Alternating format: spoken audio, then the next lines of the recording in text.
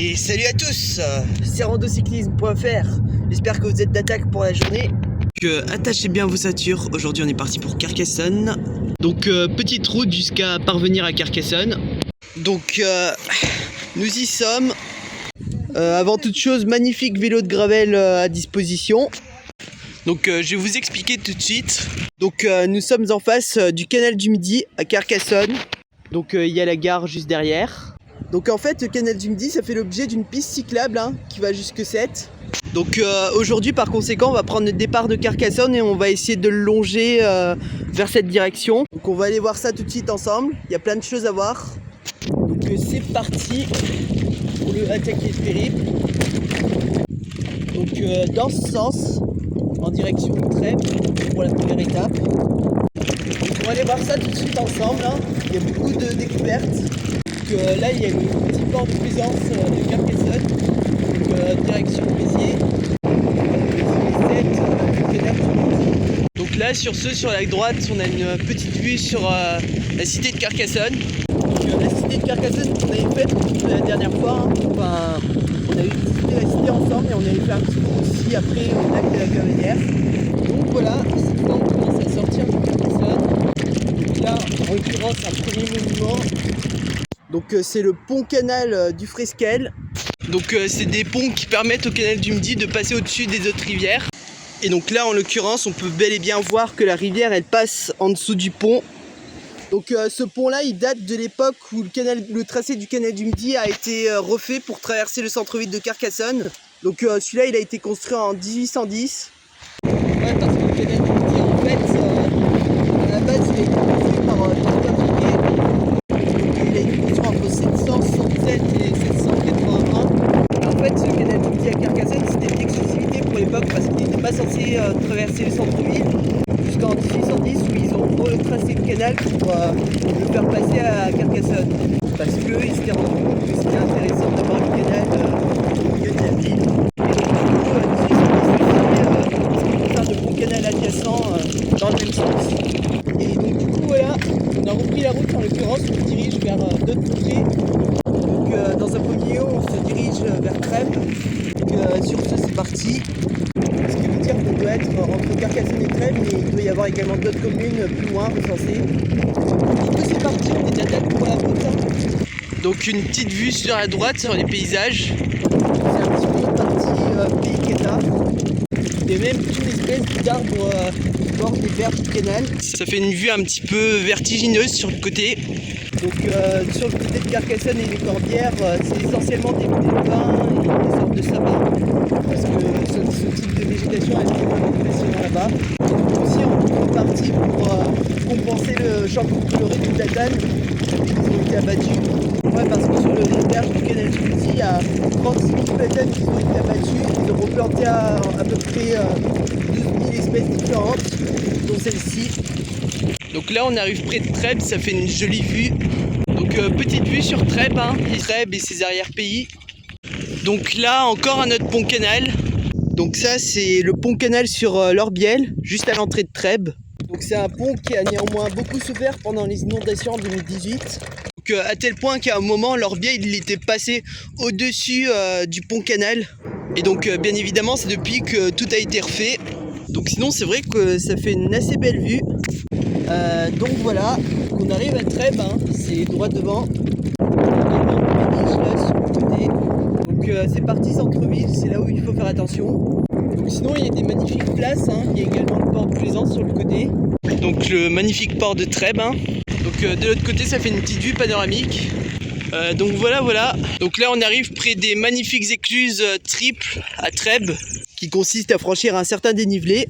Donc petite écluse à 3 bassins à la sortie de la ville. De l'autre côté ils sont même en train de passer le 3e bassin.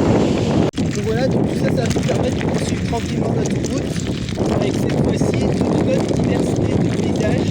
Donc de l'autre côté à droite ça fait une vue panoramique sur les Corbières. Des espèces de montagnes là qui s'étalent vers Narbonne. Ouais, parce que là on arrive à un autre endroit. Donc c'est un petit lieu-dit qui s'appelle Millegrands.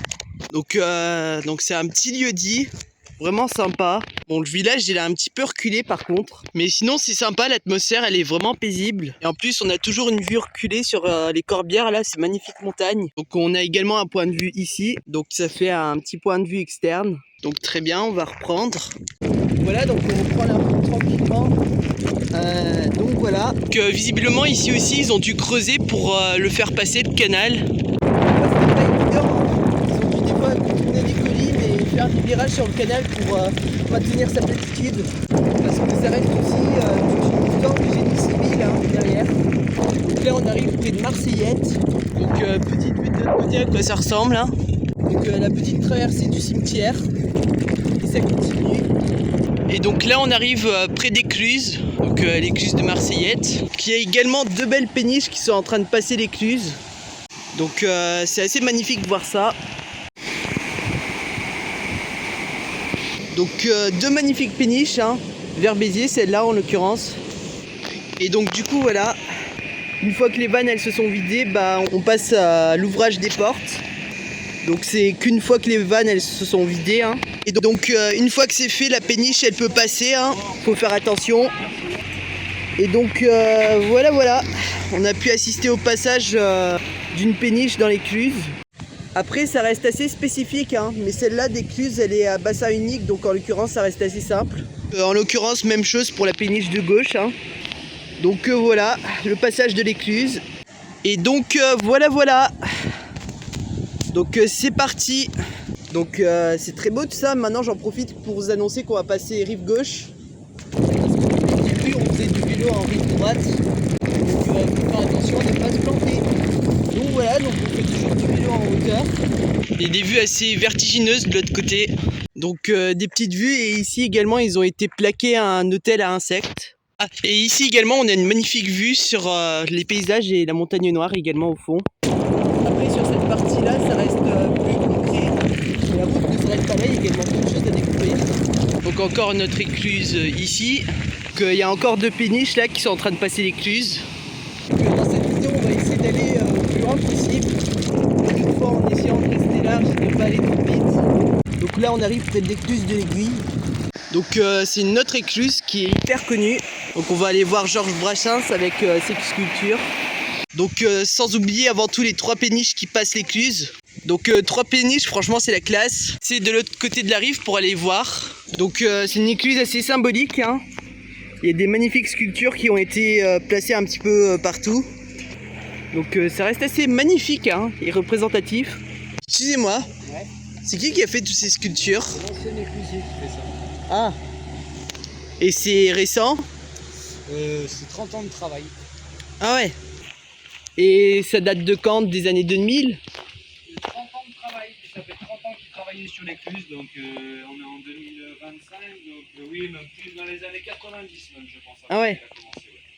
Donc en fait c'était un ancien éclusier qui s'était amusé à sculpter tout ça. Il travaillait ici et il s'est amusé à forger tout ça. Et donc il y a ici également un gîte, la maison d'écluse disponible ici.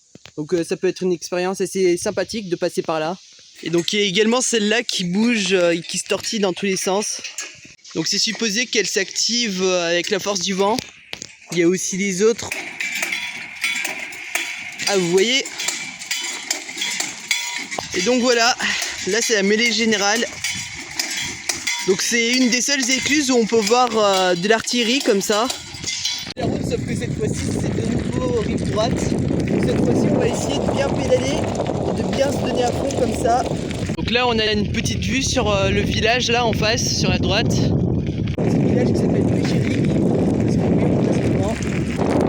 Voici son écluse. Donc la petite écluse de Puy-Chéric. Donc il y a des petits services de restauration disponibles. Donc là en l'occurrence on va se poser avec deux magnums ici. Donc on passe à la phase dégustation.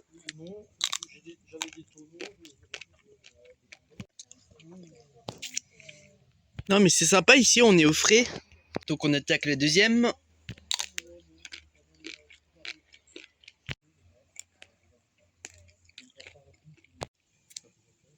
Bon, c'est sympa ici, c'est pas trop blindé. C'est très bien, on va pouvoir reprendre la route rassasiée. On est reparti pour quelques kilomètres.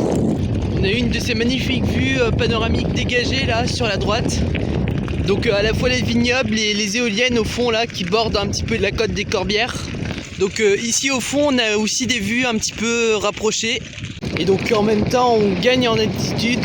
Donc on a des vues un petit peu panoramiques. Je crois que là-bas ça doit être Keslenodod ou quelque chose, le village. Donc c'est aussi le moment où il faut poursuivre et prendre des bonnes décisions. Donc là on arrive à la Redorte. Encore une halte de tourisme progressive. Donc il y a un petit spot de plaisance. Sur la route inexorablement. Ici on arrive à un autre ouvrage mythique du canal du Midi. On va aller voir ça de plus près. Donc ça a été construit sur la rivière Argendoul en fait parce que des fois elle a des eaux tumultueuses et elle déborde. Et donc c'est aussi un déversoir dans ce sens. Et donc ça permet aux eaux tumultueuses du canal de passer en dessous. Et donc ça va se déverser via la rivière là-bas. Et donc c'était un ouvrage mythique pour l'époque, hein, original de Pierre-Paul Riquet. Et donc avec le pont, le pont canal sur la rivière ici. Alors faut faire attention parce que c'est un petit peu humide. Donc après ça, sinon la route elle s'enchaîne. Et donc ici aussi en l'occurrence on a une magnifique partie ouverte. Et donc à la fois vue sur les vignobles et les Corbières également au fond. Donc encore une autre écluse ici. Donc là on peut voir la présence du pont en dédane d'origine. Parce qu'il y a beaucoup de ponts sur le canal du Midi mais tous n'ont pas cette forme. Et donc les ponts d'origine de Pierre-Paul Riquet on les remarque parce qu'ils ont un léger dedane au-dessus. Et donc un pont comme ça avec un léger dodane au-dessus, ça c'est bien un pont qui date de l'époque de Pierre-Paul Riquet, c'est-à-dire 1681 ou alors un petit peu avant. Donc c'est le genre de détail qu'on ne prend pas toujours en compte. Alors pas tout de suite. Là on traverse une espèce de bassin. Et donc du coup ils ont fait passer un bassin près de la piste cyclable. Du coup après ça reprend ici. Et du coup on y arrive droit devant, ça c'est Omps. Oui, il y a toujours de magnifiques paysages extérieurs. Et donc là on arrive à Omps. Donc petite traversée du centre-ville. Il y a également un magnifique port de plaisance derrière. Donc Omps c'est une étape de plaisance assez importante sur le canal du Midi. Et donc pourquoi ils ont décidé de faire passer le canal du Midi ici? Bah tout simplement parce qu'à l'époque ils transportaient les tonneaux de vin du Minervois dans des péniches. Parce qu'on peut le voir de l'autre côté, il y a la maison des vins du Minervois juste en face. Et donc c'était très pratique pour le transport des marchandises à l'époque. Après, pas seulement ici, hein, mais je veux dire partout dans toutes les villes. Après, cette région du Minervois, elle est plus spécialisée dans les vins. Parce qu'à l'époque, c'était le haut marché. Et il y a la cave également qui est ouverte à la visite, hein, mais pas le dimanche. Donc sinon, nous, on va essayer de poursuivre encore un petit peu. Donc sinon, il y a l'écluse ici. Donc là, on poursuit la route sur cette petite piste goudronnée. C'est assez sympa d'ailleurs, on a pu investir sur cette partie-là. Là, on commence un petit peu à redescendre. Il y a des plans de boulot qui ont été discutés sur cette partie du canal.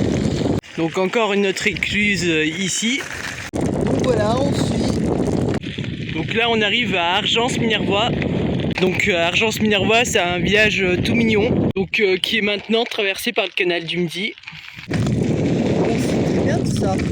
Donc encore une autre écluse. Donc celle-là, elle est un peu particulière parce que c'est exactement la dernière écluse avant Foncéranes, donc Béziers. Dernière écluse du canal du Midi avant 54 km pratiquement. Donc à moins de bifurquer sur le canal de la Robine, on verra plus d'écluses pendant 54 km. Donc jusqu'aux écluses de Foncéranes, donc à Béziers. Enfin bref, sinon je sais pas exactement où on va atterrir, enfin là où on va finir la vidéo. Enfin bref, donc on poursuit l'aventure de ville en village. Donc là on arrive près de Roubia. Enfin Roubia, donc c'est sur la droite. Il y a également un sacré panorama droit devant. Quand même, c'est vrai que des fois j'avoue qu'il faut doser. Hein. Donc là il faut faire attention parce que les chemins ils sont un petit peu réduits. Donc c'est là où il faut faire attention. Parce que c'est désormais la route qui prend le dessus. Parce que de l'autre côté le chemin c'est une erreur, ça mène ici à la bordure. Ouais, parce que je me suis déjà fait prendre le piège au pied plusieurs fois. J'espère que c'est pas bien grave. Donc là on arrive à Paraza. Pas par hasard que je vous en parle. Donc une petite vue sur le village hein, néanmoins. Donc le petit port. Et donc le petit pont d'origine pour y accéder. Faut faire attention parce que ça devient assez dangereux. Là il est sur une route et donc forcément il y aura des voitures. Et donc quelques mètres plus loin ça se sépare. Donc ici encore un petit monument historique. C'est le pont canal du Répudre.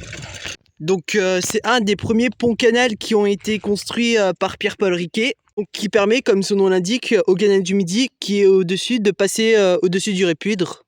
Donc pour l'époque, forcément, c'était une merveille d'ingénierie. Hein. À chaque reprise, ils se cassaient pas la tête et ils y allaient au pont canal. Hein. Et de même que si on zoome bien, on peut voir une espèce de plaque. Donc comme quoi c'est le premier pont canal inauguré par Pierre-Paul Riquet en 1676. Et donc forcément, le coup du pont et de la plaque en plus, je veux dire, faut avoir l'œil. Et donc pour l'époque, c'était une révolution de voir ça. Et donc sinon, la Répudre, c'est un des affluents de l'Aude qui vont tous jeter dans la même direction. Parce que vers Carcassonne, c'est le pays Cathare, alors qu'ici, c'est l'Aude Minervois. Donc ici, c'est essentiellement couvert avec des bouleaux sur le côté. Ouais, parce que le plateau de l'époque, déjà été tous condamnés. Donc là, on arrive près de Ventenac. Donc Ventenac en Minervois avec son petit château. Donc en même temps, vue sur le village. Là-bas, il y a également la Pinardière. La Pinardière, c'est une péniche qui a plus de 150 ans et qui s'était échouée sur le canal au port de Sète. Donc on va essayer de passer rive gauche pour voir. Ah voilà, peut-être que ce sera plus carrossable. On va essayer de rester rive gauche jusqu'à temps que ça reste carrossable. C'est vrai que pour l'instant on roule dans de meilleures conditions par rapport à l'autre côté. On sait qu'il y a l'air de tout tonne. Parce que c'était une route nationale et c'était pas évident pour les voitures. Donc voilà, tout ce qui compte c'est de pas en faire trop. Donc sur ce, voilà, on va poursuivre la route jusqu'au Sommail. On verra bien. Ceci étant, on est sur une assez bonne piste. Donc on arrive près du Sommail. Donc petite vue d'arrivée sur le Sommail. Donc en fait, c'est un petit hameau résidentiel qui a été construit par Pierre-Paul Riquet en tant qu'étape d'escale. Et donc du coup, ça a été construit lors de la construction du canal pour y faire passer. Et donc c'est une petite étape d'escale assez sympa. Il y a des bars, il y a des restaurants, il y a de tout pour se restaurer. Plus loin, il y avait même la glacière où c'est qu'ils y conservaient les aliments frais à l'époque. Sauf qu'on est dimanche et du coup tout est fermé. Et donc du coup, on va poursuivre la route en rive droite. Donc voilà, toujours aller plus loin au final. Et donc droit devant encore notre pont canal. Alors c'est soi-disant le deuxième plus grand pont comme ça sur le canal du Midi. Donc c'est le pont canal de la Cesse. Donc la Cesse, c'est un des affluents de l'Aude. Il y a également des gens là qui se promènent en bas pour admirer. Donc voilà. Donc, petite traversée du pont à vélo maintenant. Donc voilà, donc ça reste un assez grand pont. Un petit peu. On arrive aux portes de la Robine. Donc ça ressemble à ça. Donc ça c'est en fait l'embranchement du canal de jonction avec la Robine. Donc là-bas en fait c'est une piste cyclable pour aller vers Narbonne. Et donc la piste cyclable raccordée au canal. Alors que pour poursuivre sur le canal du Midi, ce sera par là. Donc dans notre vidéo, on verra également le canal de la Robine. Sur ce, je vous propose qu'on continue un petit peu avec le canal du Midi sur quelques kilomètres. Et après, on verra où s'arrêter. Et donc du coup, nous, on va continuer sur la gauche. C'est vrai que le canal de la Robine, ça doit être toute notre histoire. Ne vous inquiétez pas, hein, c'est la prochaine fois, c'est prévu. Donc voilà, sinon on fait toujours aussi belle transition. Là, on roule pas trop loin d'Argelier, il y a les collines là-bas au fond. Je pense le mieux pour ce soir, ce serait de s'arrêter à Ouveillan. On n'est pas trop loin de Capestan, hein. On n'ira pas jusqu'à Béziers pour autant. On poursuit encore un petit peu. Donc on poursuit un petit peu, il y a de jolis paysages. Donc voilà. Donc là, on va commencer à redescendre près d'Ouveillan. On va s'arrêter ici. Vous vous doutez néanmoins que le retour, il ne se fera pas en bicyclette. Bon, c'était sympa. C'était chargé quand même. De même qu'à un moment, on n'était pas très loin de l'Hérault. Parce que Ouveillan, il y a un petit passage dans l'Hérault à travers le canal. Et donc pour aller à Capestan aussi, de l'autre côté. Donc sinon, c'était toujours sympa d'avoir découvert cette petite partie-là. Donc c'est une autre partie de l'Aude, hein. Autrement dit l'Aude minervoise cette fois. Parce que disons que le Minervois, c'est un secteur assez viticole. Il y a beaucoup de vignobles et de choses comme ça qu'on peut retrouver. Et donc forcément, il y avait beaucoup de choses à voir. Et en même temps, on n'était pas très loin de l'Hérault parce que Ouveillan, Capestan, tout ça, c'est la frontière entre l'Aude et l'Hérault. Donc du coup, on a cyclisé la vallée sur une 70aine de bornes, tout au plus. Donc voilà, on va arriver à la fin de la vidéo. Il est temps d'en conclure ensemble.